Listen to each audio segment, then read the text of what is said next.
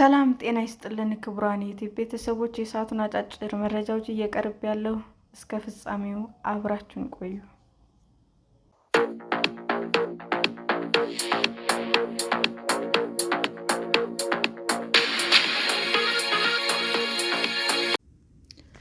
የንግድ ፍቃዳቸው አዲስ አበባ ሆኖ በክልሎች የሚሰሩ ግብራቸውን ሁለቱም ቦታ እንዲከፍሉ ሊደረግ ነው።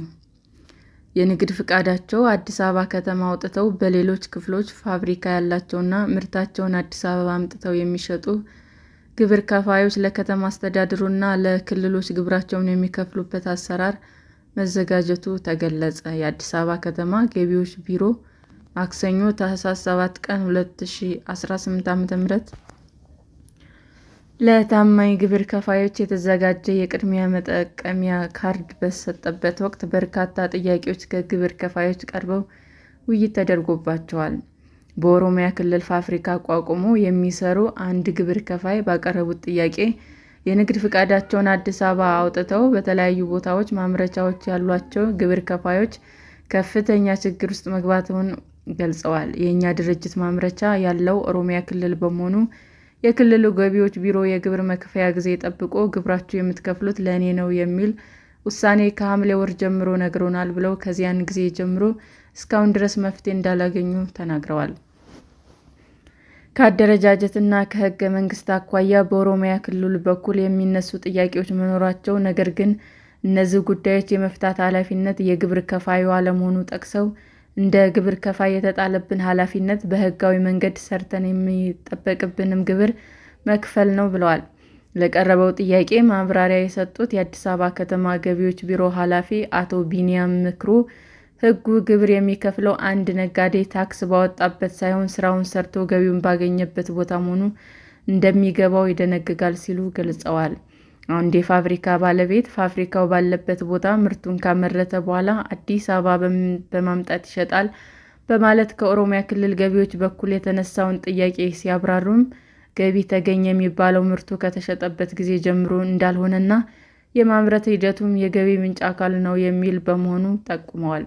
ከዚህ ቀደም የፋብሪካ ባለቤቶች የኦሮሚያ ክልል የሚከፍሉትን የሰራተኛ ግብር ብቻ እንደነበረ፣ ይህም ክልሉ ባሟላለት መሰረተ ልማት ያመረተውን ምርት አዲስ አበባ አምጥቶ ስለሸጠ ብቻ ግብሩን ሙሉ በሙሉ የከተማ አስተዳደሩ ሊወስድ ይገባል የሚለው ተገቢ እንዳልሆነም አስረድተዋል። ሆኖም ግብር አከፋፈሉን በተመለከተ ምን ያህሉ ለኦሮሚያ ክልል፣ ምን ያህሉ ደግሞ ለከተማ አስተዳደሩ መክፈል አለበት የሚለው ውይይትና ጥናት እንደሚያስፈልገው አስታውቀዋል። በመሆኑም ይህንን የመፍታት ኃላፊነት ያለበት የገንዘብ ሚኒስቴር ጥናት ማዘጋጀቱንና የመጀመሪያ ዙር ውይይት መደረጉን፣ ቀሪው ማጠቃለያ እንደሆነ ገልጸዋል።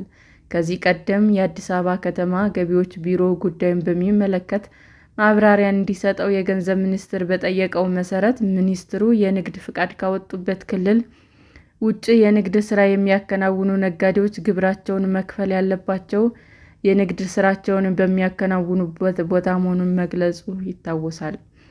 ሕገ መንግሥቱ በማጣቀስ ማብራሪያ የሰጡት ሚኒስትሩ ታክስ የመጣልና የመሰብሰብ ስልጣን የተሰጠው የንግድ ሥራው ለሚከናወንበት ክልል እንጂ የንግድ ሥራ ፍቃድ ለመጣበት ክልል እንዳልሆነ አስፍሮ ነበር። ቢሮው ባዘጋጀው የውይይት መድረክ ኤሌክትሮኒክ ዕቃዎች አስመጪ ከሆነ ግብር ከፋይ የቀረው ሌላው ጥያቄ ቢሮው ከጉምሩክ ኮሚሽን ጋር በጋራ ለመስራቱ ገቢ እያሳጣ ነው የሚል ነው። ጉምሩክ የሚያውቀው አምራቾችን እንጂ አከፋፋዮችን አይደለም የሚሉት ግብር ከፋዩ የሚፈጥሩት ችግሮች መንስኤ ኮሚሽኑ እንዲሆን አድርጎታል ብለዋል። አስመጪዎች ዕቃዎችን ወደ ሀገር ውስጥ ሲያስገቡ የሚወጣላቸው ዋጋ የአምራቾችን ዋጋ መሰረት ያደረገ መሆኑን፣ ነገር ግን እነሱ የሚገዙት ከአከፋፋዮች በመሆኑ ከፍተኛ የዋጋ ልዩነት እንዲፈጠር ምክንያት መሆኑን ገልጸዋል። ከ3 ዓመት በፊት ከነበረኝ ሽያጭ በ70 እና በ80 በመቶ ቀንሷል።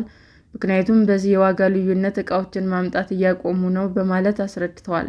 አክለውም አስመጪዎች ዕቃዎቻቸውን የሚገዙበት ዋጋ በትክክል ቢመዘገብ አሁን ከተገኘው በላይ ከፍተኛ ገቢ መሰብሰብ እንደሚቻል ገልጸዋል። የሲኖትራክ ተሽከርካሪ መለዋወጫ አስመጪ ግብር ከፋይ በበኩላቸው በገቢዎች ቢሮ በኩል የሚከናወነው የገበያ ጥናት ከገበያ እያስወጣን ነው ይላሉ። አንድ ዕቃ ብዙ አይነት ደረጃዎች አሉት። ዋጋውም በዚያው ልክ የተለያየ ሆኖ እያለ በተመሳሳይ የምርት አይነት ዋጋ ሲወጣለት ተገቢ አይደለም ብለዋል። እቃዎች ወደ ሀገር ውስጥ ሲገቡ በጉምሩክ ኮሚሽን ዋጋ እንደሚወጣላቸውና አስመጪዎች ወጪያቸውን በማሰብ እንደሚሸጡ አስረድተዋል። የገበያ ጥናት ተብሎ የእቃዎች ዋጋ ሲወጣ ግን ትክክለኛ ዋጋ እንደማይወጣ አስረድተዋል። በኮንስትራክሽን ዘርፍ ተሰማርተው የሚገኙ ግብር ከፋይ በበኩላቸው ከዓመት በፊት በተሳሳተ ምክንያት ባንክ ሂሳባቸው እንዲዘጋ ከቢሮው ደብዳቤ መጻፉን፣ ይህም በስራቸው ላይ ከፍተኛ ጫና ፈጥሮ እንደነበርና በዚህ ጉዳይ የተስተካከለ አሰራር ስለመኖሩ ጠይቀዋል። አንድ የቢሮ ስራ ክፍል በራሱ ፍላጎት ሂሳብ የሚዘጋ ከሆነ በታማኝነት እየሰራ የሚገኘው ድርጅት ጫና ውስጥ ይገባል ያሉት ግብር ከፋዩ፣ ይህ ከመሆኑ በፊት አስፈላጊው ማጣራት ቢከናወንና አመራሮቹም አውቀውት ቢሆን የተሻለ ነው ብለዋል። በጥያቄዎች ምላሻቸውን የሰጡት የቢሮው ኃላፊው አቶ ቢንያም ከጉምሩክ ኮሚሽን ጋር የጋራ መድረኮች እንደነበሩና ወደፊትም እንደሚቀጥሉ ውይይቶች ማድረግ ችግሮች ለመፍታት በጋራ እንደሚሰራ ገልጸዋል። የገበያ ጥናት በሚመለከት የጥናቱ አልሚ ግብር ከፋይ ጫና ውስጥ ማስገባት እንዳልሆነ፣ በገዥና በሽያጭ መካከል ያለውን ልውውጥ በተከፈለው ገንዘብ ልክ ደረሰኝ እንዲቆርጡለት ለማድረግ ነው ብለዋል። በዚህ ንግድ ግለሰብ ከገዛው ዕቃ ልክ ደረሰኝ ማግኘት መብቱ ለማረጋገጥ መሆኑን አስረድተዋል። አሰራሩ ተግባራዊ ሲደረግ ከ2 እስከ 3 ሺህ የዕቃ አይነቶች መጠናቸው፣ ነገር ግን በሂደቱ በታዩ ክፍተቶች ምክንያት በተደረገ ማስተካከያ በአሁኑ ወቅት አይነቶቹ 16 ሺህ መድረሳቸውን አስታውቀዋል።